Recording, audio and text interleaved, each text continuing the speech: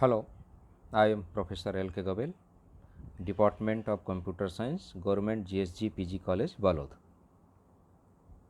This lecture is prepared for BCA first year, subject Web Technology and E-commerce, paper 5th, Unit 4, DHTML and JavaScript. This is the 5th lecture.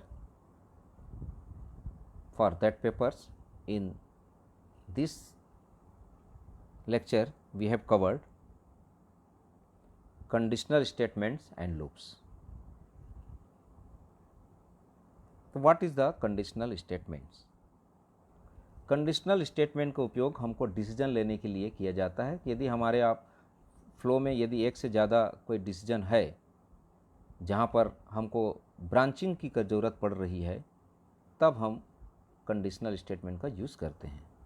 जैसे मान लीजिए हमको कहीं रास्ते में जा रहे हैं और हमको दो रास्ता मिल गया, तो हमको लेफ़्ट जाना है कि राइट जाना है, इस प्रकार से यदि हमको डिसीजन लेना पड़ रहा है, तो यदि हमको लेफ़्ट जाना है तो हमारा डिसीजन लेफ़्ट रहेगा, यदि राइट जाना है तो हमारा डिसीजन राइट रहेगा। इसी प्रकार से यदि प्रोग्रामिंग जब हम करते हैं तो हमारे पास कई कंडीशंस आते हैं, तो कौन से कंडीशंस में कौन सा प्रोग्राम को एक्सिक्यूट करना है और कौन से कंडीशन में कौन सा प्रोग्राम को एक्सिक्यूट नहीं करना है, तो इसके लिए हम कंडीशनल स्टेटमेंट का यूज़ करते हैं। हमारे पास मल्टीपल कंडीशंस होगा, लेकिन हम चाहते हैं कि वहाँ पर किसी एक ही प्रोग्राम को एक्सिक्यूट करें, और वो भी किसके बेस पे? कंडीशंस के बेस पे। तब हम यूज़ करते हैं कंडीशनल स्टेटमेंट्स को। तो कंडीशनल स्टेटमेंट बेसिकली 3 प्रकार के होते हैं, जिनमें से पहला है इफ़ स्टेटमेंट, दूसरा होता है इफ़ और एल्स स्टेटमेंट्स, तीसरा होता है इफ़ एल्स स्टेटमेंट। तो पहले हम देखते हैं इफ़ स्टेटमेंट। तो इफ़ स्टेटमेंट क्या होता है? तो इफ़ स्टेटमेंट का सिंटेक्स हमने लिखा हुआ है, वैसे हमने तीनों स्टेटमेंट का सिंटेक्स पहले लिख दिए हैं, उसके बाद फिर हम एक एक करके एक्सप्लेन करेंगे। इफ़ स्टेटमेंट को लिखने के लिए क्या है, देखिए इफ़, उसके बाद कंडीशंस, करली ब्रेसेस ओपन, फिर जो भी उसका लिखना है कोड हम यहाँ पर लिखेंगे, और करली ब्रेसेस क्लोज। इसका मतलब ये हुआ कि कंडीशन यदि ट्रू रहेगा तो वो जो करली ब्रेसेस के बीच में जो हमने कोड लिखेंगे उस कोड को एक्सिक्यूट करेगा, और यदि कंडीशंस ट्रू नहीं रहेगा तो वो कोड को एक्सिक्यूट नहीं करेगा। दूसरे प्रकार के सिंटेक्स में देख रहे हैं इफ़ और एल्स स्टेटमेंट में, इफ़ कंडीशंस, करली ब्रेसेस ओपन, फिर उसके बाद हमने कुछ कोड लिखा, फिर करली ब्रेसेस क्लोज, उसके बाद फिर हमने एल्स लिखा, फिर करली ब्रेसेस ओपन किया, फिर करली ब्रेसेस को हमने क्लोज किया। तो यहाँ पर आप देख सकते हैं, यहाँ पर कंडीशन यदि ट्रू होगा तो इफ़ वाले ब्लॉक को एक्सिक्यूट करेगा, और मान लीजिए कंडीशंस ट्रू नहीं है तो एल्स वाले को एक्सिक्यूट करेगा। पहले वाले में कंडीशन ट्रू नहीं था तो किसी को भी एक्सिक्यूट नहीं किया था। तो इफ़ और इफ़ एल्स में ये डिफरेंस है। इफ़ में कंडीशन ट्रू रहेगा तभी एक्सिक्यूट करेगा, जबकि इफ़ और एल्स में कंडीशन फॉल्स रहेगा तो एल्स वाला पोर्शन को एक्सिक्यूट करेगा, और वहाँ पर जो भी हम लिखे हैं। तीसरा प्रकार का जो है इफ़ एल्स इफ़, यदि एक से ज़्यादा कंडीशंस है तब हम इस इफ़ एल्स का स्टेटमेंट का यूज़ करते हैं। यहाँ पर देख सकते हैं, मान लो हमारे पास 2 कंडीशंस है, तो पहला कंडीशन यदि सही होता है तो पहले वाले ब्लॉक को एक्सिक्यूट करेगा, लिखा हुआ है इफ़ कंडीशन 1। यदि पहला कंडीशन सेटिस्फाई नहीं है, दूसरा कंडीशन सेटिस्फाई है, तो हम एल्स इफ़ के साथ लगाएंगे दूसरा कंडीशंस को, और यदि ये दूसरा कंडीशन सेटिस्फाई करता है तो दूसरे वाले ब्लॉक को एक्सिक्यूट करेगा, और पहला और दूसरा दोनों कंडीशन सही नहीं है, ट्रू नहीं है, तो एल्स वाले पोर्शंस को एक्सिक्यूट करेगा। तो इस प्रकार से एक से ज़्यादा यदि कंडीशंस हमारे प्रोग्राम में है, या हमको एक से ज़्यादा डिसीजन लेना है और उस डिसीजन के बेस पे पर्टिकुलर किसी कोड को एक्सिक्यूट करना है, तब हम इफ़ एल्स स्टेटमेंट का उपयोग करेंगे। एग्जाम्पल के द्वारा हम समझने की प्रयास करेंगे। पहला एग्जाम्पल हम देखते हैं इफ़ स्टेटमेंट का, कि किस प्रकार से हम इफ़ स्टेटमेंट का यूज़ करेंगे। फिर सेकेंड एग्जाम्पल हम देखेंगे इफ़ एल्स का, फिर थर्ड एग्जाम्पल हम देखेंगे इफ़ एल्स इफ़ का। तो पहला देखते हैं एग्जाम्पल इफ़ स्टेटमेंट का। यहाँ पर देखें, यहाँ पर एक हमने फंक्शन प्री डिफाइन यूज़ किया है, प्रॉम्प्ट। प्रॉम्प्ट एक फंक्शन है प्री डिफाइन, जिसके द्वारा यूज़र से इनपुट लिया जाएगा एक डायलॉग बॉक्स के फॉर्म में। जैसे हमने अलर्ट में डायलॉग बॉक्स मिला था डिस्प्ले करने के लिए, वैसे यहाँ पर एक प्रॉम्प्ट हमने यूज़ किया है। प्रॉम्प्ट तो हमको बोलेगा please inter your age, message जो हमने लिखा, जो भी मैसेज है हम वहाँ पर जो भी वैल्यू डालेंगे वो वैल्यू को ओके करेंगे तो एज में आ जाएगा। तो यहाँ पर एक नया हमने यूज़ किया है, या आप चाहो तो एज में variable age equal to 90-20 assign कर सकते हो, स्टोर कर सकते हो, मतलब उसी समय। यदि हम प्रॉम्प्ट को यूज़ नहीं करना चाहते हैं तो आप वहाँ पर क्या कर देना, कोई भी वैल्यू डाल देना जो वैल्यू आपको लगता है। और प्रॉम्प्ट लिख देने से जब रन करेंगे तब ब्राउज़र हमसे पूछेगा कि वैल्यू डालो, उस समय हम जो वैल्यू डालेंगे उसके बेस पे डिसीजन लेगा। क्लियर? तो अब आप देखते हैं age is greater than equal to 18, तो हम यहाँ पर बोलेंगे यू आर द एडल्ट। तो हमको मालूम है 18 या 18 से बड़ा होने वालों को हम क्या बोलते हैं, एडल्ट, और 18 से छोटे उम्र वालों को हम क्या बोलते हैं, नॉट एन एडल्ट। तो पहला हमने देखा if age is greater than equal to 18 तो क्या बोलेगा, यू आर एडल्ट। फिर हमने दूसरा कंडीशन फिर लिख दिया, if age is less than 18 तब वो बोलेगा नॉट एडल्ट। तो यहाँ पर क्लियर हो गया कि इफ़ को हम कैसे यूज़ कर रहे हैं। जो भी कंडीशंस हम देना चाहते हैं, जैसे आपने पहले प्रोग्रामिंग लैंग्वेज में पढ़े होंगे, उसी प्रोग्रामिंग लैंग्वेज जैसे सी वगैरह आपने पहला सब्जेक्ट में होगा या कुछ तो पढ़े होंगे, उसके हिसाब से हम देख रहे हैं। यहाँ पर हम बहुत ज़्यादा एक्सप्लोर नहीं कर रहे हैं कंडीशनल को एक एक को, क्योंकि हम ये मान के चल रहे हैं कि आप लोगों को पहले से थोड़ा सा प्रोग्रामिंग लैंग्वेज का नॉलेज है। तो इस प्रकार से आप देख रहे हैं एज इज़ ग्रेटर देन 18, जो एज मान लो हमने एंट्री किया 20, तो 20 मतलब क्या हुआ, that is a greater than 18। तो कौन सा पोर्शन एक्सिक्यूट करेगा, ये you are an adult document dot right. और यदि हमने वहाँ पर 7 एंट्री कर दिया मान लो, तो 7 इज़ लेस देन, तो इफ़ दूसरे वाले इफ़ एक्सिक्यूट करेगा, पहला वाला इफ़ तो फॉल्स हो जाएगा, तो इसलिए वो ब्लॉक को एक्सिक्यूट नहीं करेगा। और दूसरा वाला इफ़ में आ जाए, यहाँ पर देख रहे हैं इफ़ के बाद में वो जो ब्रैकेट दिख रहा है that is a curly braces, उसको सुधार लेंगे ना। इफ़ के बाद जो हमें पैरेंथेसिस दिख रहा है वहाँ पर, वो that is a open curly braces है, तो वहाँ पर ओपन कर्ली ब्रेसेस लिख देंगे उसको, और क्लोज कर्ली ब्रेसेस, तो सही है। नेक्स्ट एग्जाम्पल हम देखते हैं इफ़ और एल्स। इफ़ और एल्स के एग्जाम्पल हम दे रहे हैं यहाँ पर एक इवन नंबर, कोई भी नंबर को हम पूछना चाहते हैं कि ये इवन नंबर है कि नहीं। तो इवन नंबर का मतलब क्या होता है कि जिसको हम 2 से भाग दें और उसका रिमाइंडर 0 आता है तो हम उसको बोलते हैं इवन नंबर, और 2 से भाग देने के बाद जिसका रिमाइंडर 0 नहीं आता है उसको हम बोलते हैं ऑड नंबर। तो भाग देने के बाद रिमाइंडर निकालने के लिए हमने ऑपरेटर लगाया है परसेंट, जिसको हम बोलते हैं मॉडुलस ऑपरेटर। तो हम सबसे पहले हम यहाँ पर एंटर नंबर, तो यहाँ एज लिखा हुआ है, सॉरी ये एन लिख देना उसको एज की जगह, क्योंकि हम वेरिएबल एन डिक्लेयर किए हैं वहाँ पर। तो क्या हो जाएगा वो n modulus 2 equal to 0, variable n हमने लिखा है तो एन को ही हम यहाँ यूज़ करेंगे। यदि एज लिखेंगे तो वो गलत हो जाएगा, तो गलती से गलत लिखा गया है तो उसको आप क्या सुधार लेंगे, एज के बदले क्या कर देना, एन कर देना उसको, ठीक है। तो n% 2 डबल इक्वल टू 0, यदि हमने वहाँ पर एंट्री किया 4, तो 4 को 2 से हम डिवाइड करेंगे तो क्या आएगा, रिमाइंडर 0, तो 0 आया मतलब क्या बताएगा वो, इवन नंबर। क्लियर? और यदि हम 2 से डिवाइड करते हैं उसका रिमाइंडर 0 नहीं आता है तो क्या हो जाएगा, वो ऑड नंबर हो जाएगा। तो ये इफ़ और एल्स स्टेटमेंट हमने दोनों यूज़ किया है। यदि कंडीशन ट्रू रहेगा तो इफ़ वाले पोर्शन को एक्सिक्यूट करेगा, और यदि कंडीशन फॉल्स है तो एल्स वाले पोर्शन को एक्सिक्यूट करेगा। यहाँ पर एक और ध्यान देने वाली बात है, हमने यहाँ पर कर्ली ब्रेसेस नहीं लगाया है, तो यदि हमारा स्टेटमेंट सिंगल स्टेटमेंट है तो कर्ली ब्रेसेस लगाने की ज़रूरत नहीं है। लेकिन यदि इफ ब्लॉक में एक से ज़्यादा स्टेटमेंट का हम उपयोग करना चाहते हैं तो हम उसको कर्ली ब्रेसेस ओपन और क्लोज लगाएंगे। ये ध्यान रखना कि सिंगल स्टेटमेंट में आप नहीं लगाएंगे तो भी कुछ नहीं होगा, और लगाते हैं तो बहुत अच्छी बात है, वो ऐसी हैबिट रखना चाहिए लगाने का, ताकि हम एक स्टेटमेंट हो चाहे 2 स्टेटमेंट हो चाहे मल्टीपल स्टेटमेंट हो, हमको फिर कोई कन्फ्यूज़न नहीं होगा।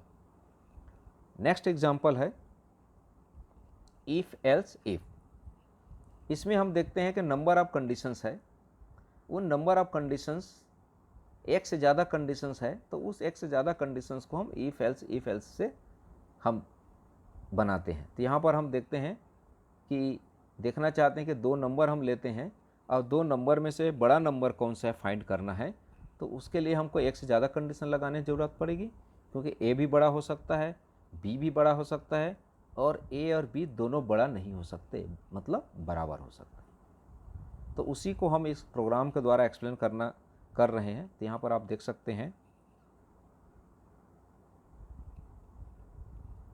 हमने वेरिएबल लिया 1 में 1, यहाँ पर एक हमने प्री डिफाइंड फंक्शन यूज़ किया पर्स INT। पर्स INT का मतलब होता है कि जो प्रॉम्प्ट में से जो वैल्यू आया है, मान लो कोई टेक्स्ट भी आ गया है और न्यूमरिक वैल्यू आ गया है, तो उनमें से जो इंटीजर वैल्यू है उसको निकाल लेगा। पर्स INT का मतलब क्या होता है, पर्स करना इंटीजर वैल्यू को, जो वैल्यू हम स्टोर कर रहे हैं किसमें, जो वेरिएबल है। इसलिए हमने यहाँ पर लिख दिया, नहीं लिखेंगे तो भी कोई फ़र्क नहीं पड़ेगा, लेकिन यदि इंटीजर वैल्यू के बदले कोई दूसरा वैल्यू आप लिख देते हो तो फिर कंपैरिजन नहीं हो पाएगा। तो ये रेड में इसलिए हमने स्पेशली यहाँ पर रख दिया है कि पर्स INT किस लिए होता है, इंटीजर को छांटने के लिए। सीधा सीधी शब्दों में यदि हम बोलें कि कोई भी एक से ज़्यादा वैल्यू है उसमें से इंटीजर पोर्शन को लेने के लिए है पर्स INT। अब इफ़ 1 इक्वल टू 2, तो इक्वल के लिए हम क्या ऑपरेटर लगाएंगे, डबल इक्वल सिंबल। तो 1 equal to, that means 1 equal to 2। तो जो दोनों बराबर रहेंगे तो क्या बोलेंगे, this is a equal value. 1 is less than 2, यदि 1 छोटा है 2 से तो क्या लिखेगा, लेस देन 2। और ना बराबर है ना छोटा है, तो इसका मतलब क्या हुआ, वो बड़ा होगा। इसलिए एल्स पोर्शन में हमने ग्रेटर देन लिख दिया। आप चाहो तो इसको इस तरीके से लिख सकते हो, पहले ग्रेटर देन का लिख सकते हो, फिर लेस देन का लिख सकते हो, फिर एल्स में उसको डाल सकते हो इक्वल वाले को। तो इक्वल को लगाने की ज़रूरत नहीं पड़ेगा। तो किसी भी प्रकार से हम कंडीशंस को अपने हिसाब से उसको डिफाइन कर सकते हैं, जैसा हमको उचित लगता है, जैसा हमको कंडीशन देना चाहते हैं। क्लियर। नेक्स्ट हम देखते हैं एक स्विच स्टेटमेंट है, इसको भी हम बोलते हैं कंडीशनल स्टेटमेंट के तहत आता है, क्योंकि हम यदि कंडीशन हमारे पास एक से ज़्यादा है या बहुत सारे हैं, तो ऐसे कंडीशन में हमको इल्स और इफ लगाने में बहुत ज़्यादा प्रॉब्लम होती है। तो उसी को हम स्विच स्टेटमेंट में हम उसको बहुत ही आसानी तरीके से यूज़ कर सकते हैं। तो इसका मतलब क्या हुआ स्विच स्टेटमेंट का, if you have a multiple conditions then we can go to only one condition, so you can use the switch statement. तो स्विच स्टेटमेंट को हम कैसे यूज़ करेंगे, इसका सिंटेक्स देख लेते हैं पहले। यहाँ देखिए, स्विच एक्सप्रेशंस, केस, कंडीशन 1, फिर कॉलन, फिर स्टेटमेंट, फिर उसके बाद ब्रेक, फिर केस 2, फिर स्टेटमेंट, फिर ब्रेक। हर केस स्टेटमेंट में आपको लास्ट में ब्रेक लगाना जरूरी है, और वो हम बताएंगे अभी क्यों ब्रेक लगाएंगे। केस कंडीशन एन, इस प्रकार से nth कंडीशन है, डॉट डॉट हमने लगाया। इस प्रकार से सारे कंडीशंस को आप लाइन से आप लिखते जाइए, 1 2 3 4 जो भी कंडीशन हम देना चाहते हैं। लास्ट में है डिफ़ॉल्ट। डिफ़ॉल्ट का मतलब होता है यदि हमारा जो कंडीशंस है इन सभी कंडीशन को मैच नहीं करता है तो ऑटोमेटिक कहाँ जाएगा, डिफ़ॉल्ट में। तो स्विच एक्सप्रेशन, उसके बाद केस, कंडीशन 1, कंडीशन 2, कंडीशन 3, इस प्रकार से हम लगाएंगे। केस और कंडीशन 1 के बीच में स्पेस रहेगा, और उसके बाद कॉलन, ये ध्यान रखेंगे। स्टेटमेंट जैसे हमने लिखा, स्टेटमेंट जो लिखते हैं वो लिखेंगे, जो भी स्टेटमेंट, और ब्रेक। तो अब यहाँ पर हम एक्सप्लेन करते हैं कि why you are using break statement in each conditions. चूँकि हमने पहले बताया कि ये इन्फ्लुएंस है सी के अनुसार से, तो सी के प्रोग्रामिंग लैंग्वेज में जब हम ब्रेक नहीं लगाते हैं तो पहला कंडीशन सेटिस्फाई होता है तो आगे दूसरा को भी पढ़ेगा, तीसरा को भी पढ़ेगा। मतलब जहाँ से कंडीशन मैच करता है उससे आगे सारे कंडीशंस को वो एग्जीक्यूट कर देता है। तो हम चाहते हैं कि जिस कंडीशंस को हम फॉलो कर रहे हैं वही कंडीशंस एग्जीक्यूट हो, आगे का कंडीशन एग्जीक्यूट ना हो। इसलिए हम वहाँ पर ब्रेक लगा देने से आगे वो नहीं बढ़ेगा। फॉर एग्जांपल, मान लीजिए यदि कंडीशन 1 ट्रू है तो पहले कहाँ पर जाएगा, केस कंडीशन 1 में स्टेटमेंट को एग्जीक्यूट करेगा। ब्रेक नहीं लगाए हैं तो केस 2 में भी चला जाएगा, 3 में भी चला जाएगा, और लास्ट डिफ़ॉल्ट में भी चला जाएगा। यदि मान लो केस कंडीशन 2 में जा रहा है तो 1 में तो नहीं जाएगा, लेकिन 2 से आगे तक को सबका एग्जीक्यूट कर लेगा। और ऐसा ना हो करके हम क्या कर रहे हैं, ब्रेक लगा रहे हैं, ताकि वो पर्टिकुलर किसी जो कंडीशन है उतने ही स्टेटमेंट को एग्जीक्यूट करें। एग्जाम्पल से हम इसको एक्सप्लेन करते हैं कि कैसे होगा। यहाँ देखिए, हम यहाँ पर एक एग्जाम्पल बना रहे हैं, इंटर ग्रेड कर रहे हैं। ग्रेड हम लिखेंगे ए बी सी डी, कोई भी डालेंगे तो ए डालेंगे तो ए वाले सेक्शन में जाएगा, बी डालेंगे तो बी में जाएगा, सी में तो सी में जाएगा। तो ए ग्रेड को हमने मान लिया गुड जॉब, बी ग्रेड को हमने मान लिया प्रीटी गुड, सी को हमने मान लिया पास्ड, डी है, ई है, और हमने इस प्रकार से ग्रेड आगे बना रहे हैं।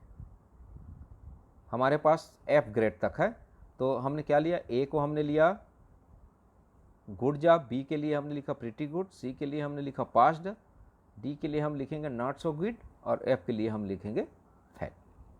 तो यहाँ पर आप देखो, वेरिएबल ग्रेड प्रॉम्प्ट वैल्यू हम लेंगे, इंटर ग्रेड आएगा, स्विच मान लो हमने वहाँ पर डाला ए, तो किसको एक्सिक्यूट कहाँ चला जाएगा, केस ए में चला जाएगा। यहाँ पर भी बिल्कुल ध्यान रखेंगे आप कि केस सेंसिटिव होता है, तो आप स्मॉल ए करोगे तो वो नहीं पढ़ पाएगा, इसलिए हमने यहाँ पर कैपिटल ए लिखा है। तो आपको जो वैल्यू एंट्री कराएंगे तो कैपिटल ए में एंट्री कराना, यदि स्मॉल ए एंट्री कराओगे तो वो स्मॉल ए को नहीं मानेगा, या तो फिर यहाँ पर स्मॉल ए करके और लिखना पड़ेगा। अब इसी प्रोग्राम में और आगे हम देख लेते हैं, इसमें आगे पूरा प्रोग्राम इस प्रकार से, डी में हमने लिख दिया नॉट सो गुड, और एफ में हमने लिखा है फेल्ड, और डिफ़ॉल्ट में हमने लिखा है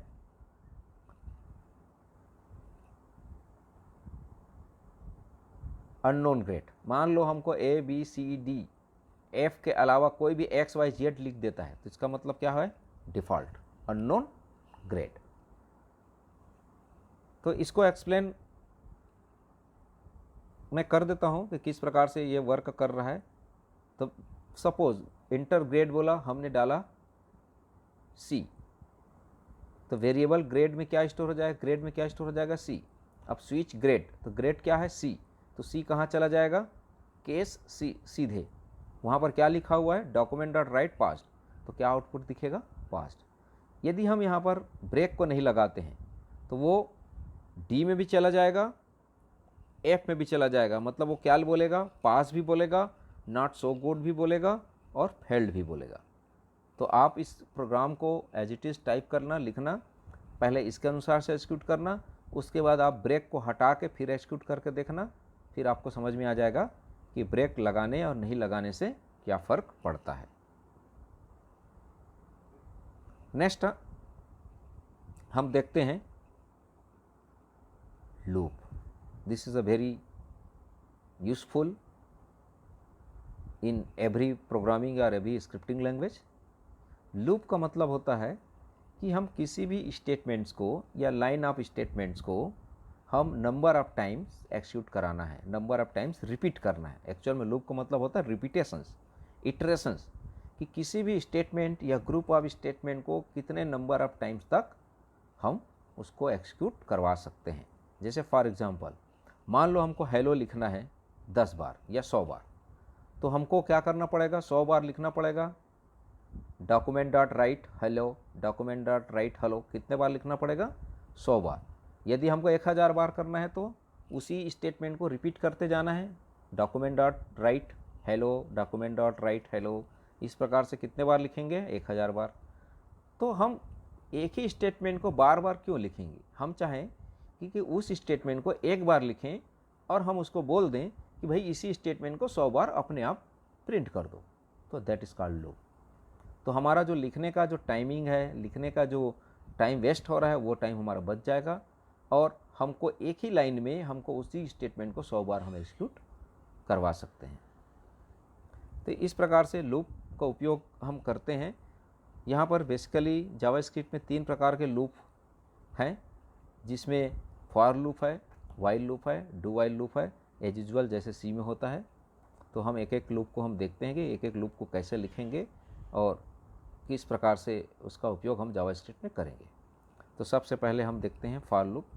तो फॉर लूप में आप सिंटेक्स देख लीजिए, फॉर पैरेंथेसिस के अंदर है initialisation, semicolon, condition, semicolon, increment या डिक्रीमेंट, पैरेंथेसिस क्लोज है, कर्ली ब्रेसेस ओपन, उसके बाद जो भी हम फॉर लूप में लिखना चाहते हैं लाइन ऑफ कोड्स और curly braces close, just like a C syntax, जैसे सी में होता है। क्लियर। तो जैसे ही फॉर लूप एग्जीक्यूट करने के लिए सबसे पहले क्या होगा, इनिशियलाइज होगा, जो भी वैल्यू स्टार्टिंग वैल्यू या स्टार्ट वैल्यू भी हम बोल सकते हैं इनिशियलाइजेशन को। स्टार्ट के बाद वो कंडीशन को चेक करेगा, कंडीशन ट्रू होगा तब लाइन अप को एग्जीक्यूट करेगा, और कंडीशन फॉल्स होगा तो वहीं से बाहर चला जाएगा। कंडीशन ट्रू होगा, लाइन को एग्जीक्यूट करेगा, उसके बाद जाएगा इंक्रीमेंट पे या डिक्रीमेंट, जो भी हम ऑपरेशन वहाँ पर दिए रहे। अगेन कंडीशन को चेक करेगा, फिर इंक्रीमेंट डिक्रीमेंट, इस तरीके से ये चलते रहेगा जब तक कि कंडीशंस फॉल्स नहीं हो जाता, तब तक इस लाइन ऑफ कोड को एग्जीक्यूट करते रहेगा।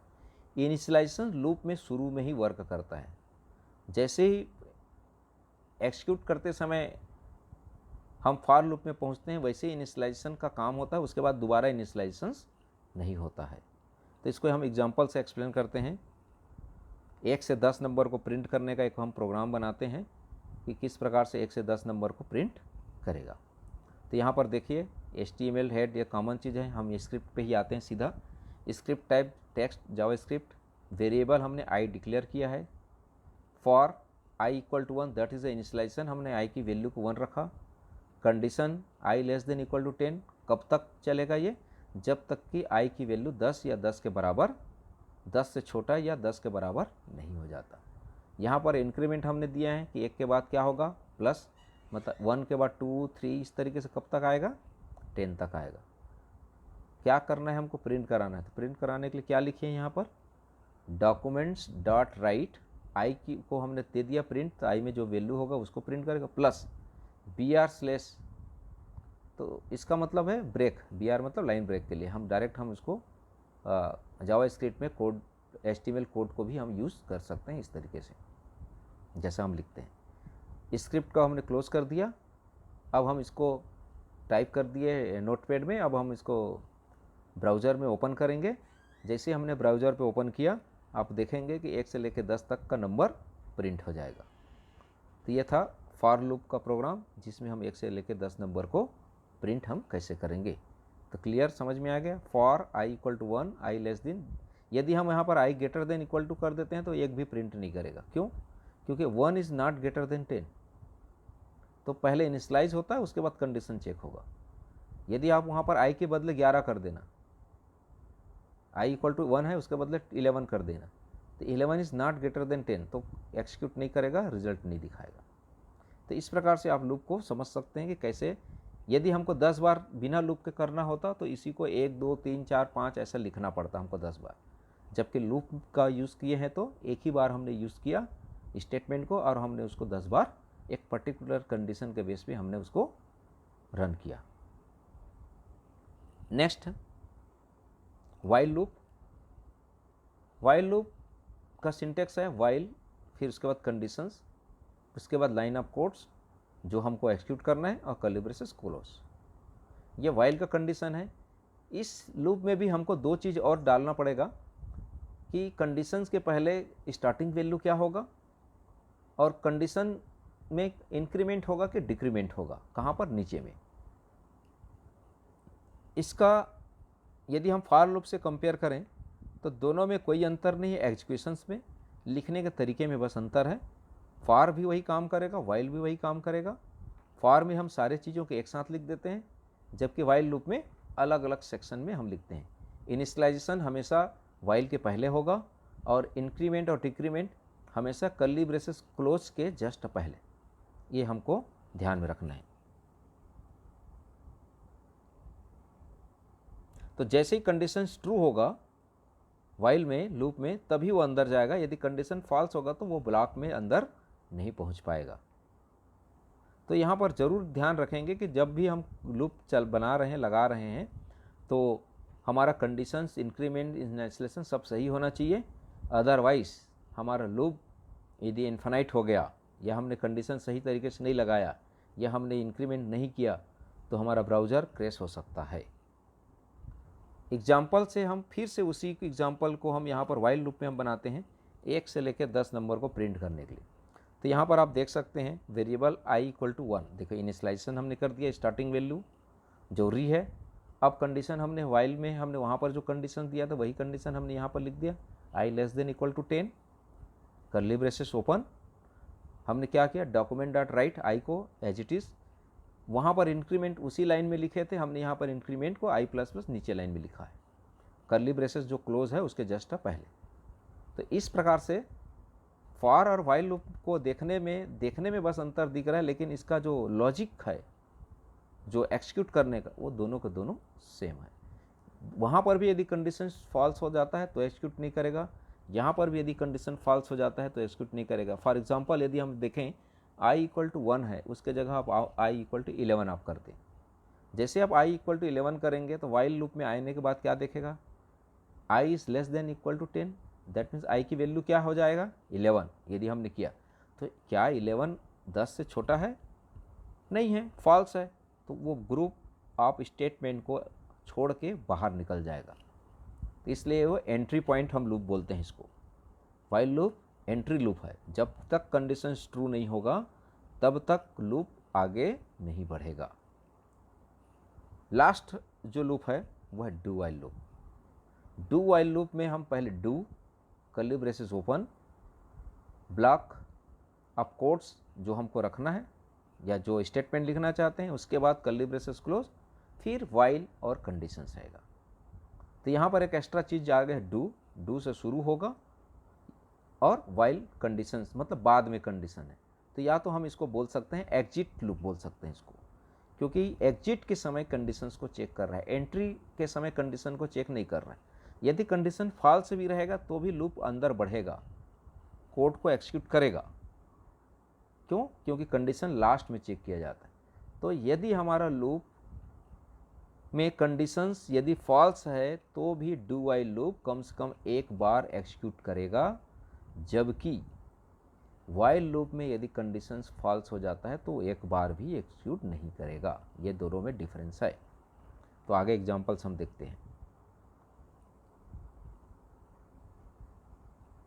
देखिए हम यहाँ पर एग्जांपल इवन नंबर के लिए हमने एक बनाया है कि 1 से लेके 20 तक का बीच में जो इवन नंबर है उसको प्रिंट करना है। तो इवन नंबर शुरुआत कहाँ से होता है, 2 से। तो हमने यहाँ पर लिख दिया variable i equal to 2, that means you know that the starting even number is a 2 and then after next even number is a 4. So what is the steps from starting to second, that is a 2. तब हम यहाँ पर 2 का increment हमने किया i equal to i plus 2 और while condition हमने लगा दिया i लेस देन 20,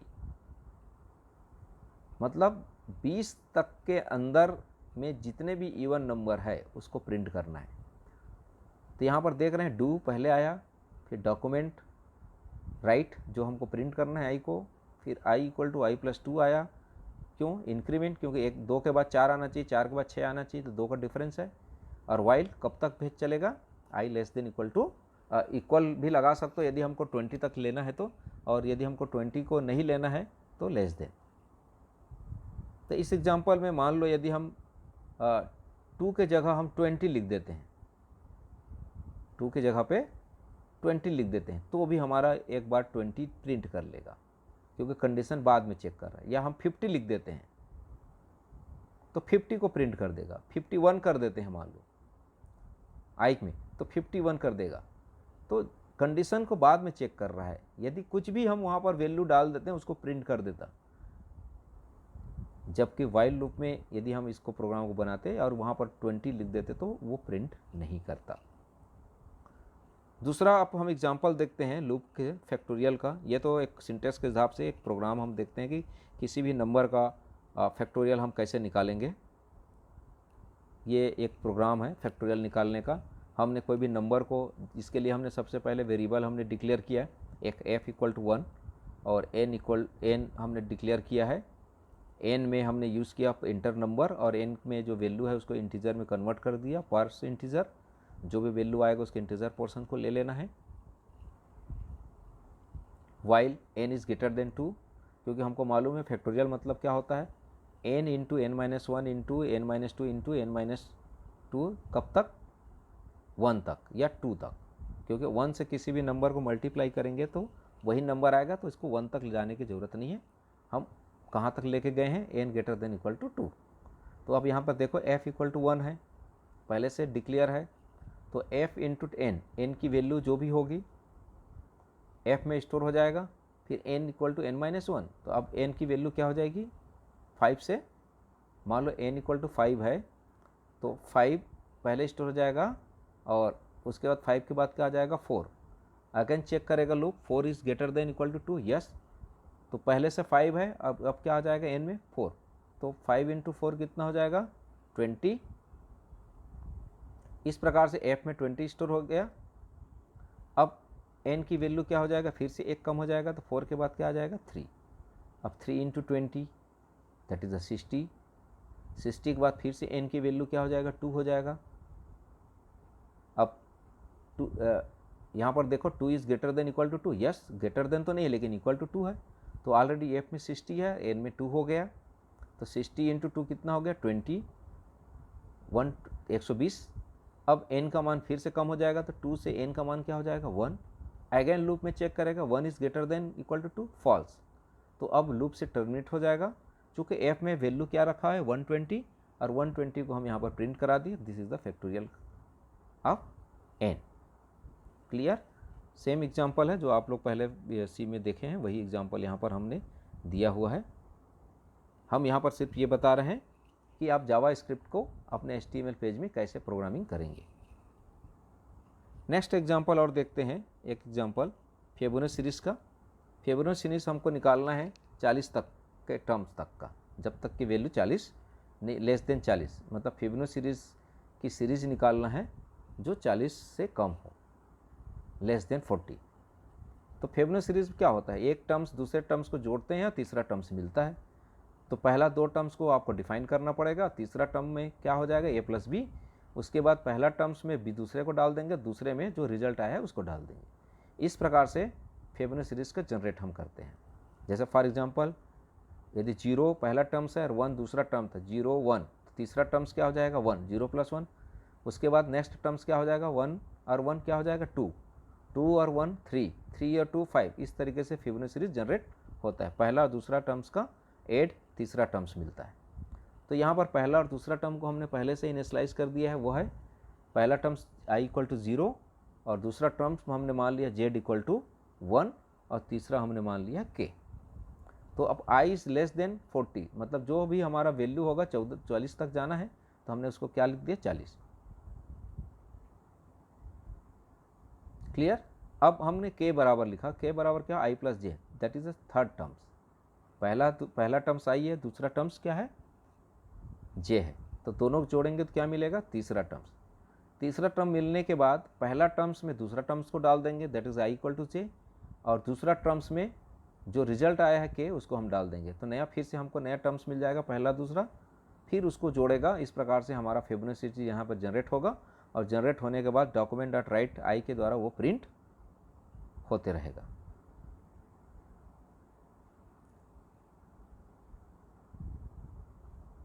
तो इस प्रकार से हमारा फिबोनाची सीरीज़ जनरेट होते रहेगा। Next, thank you.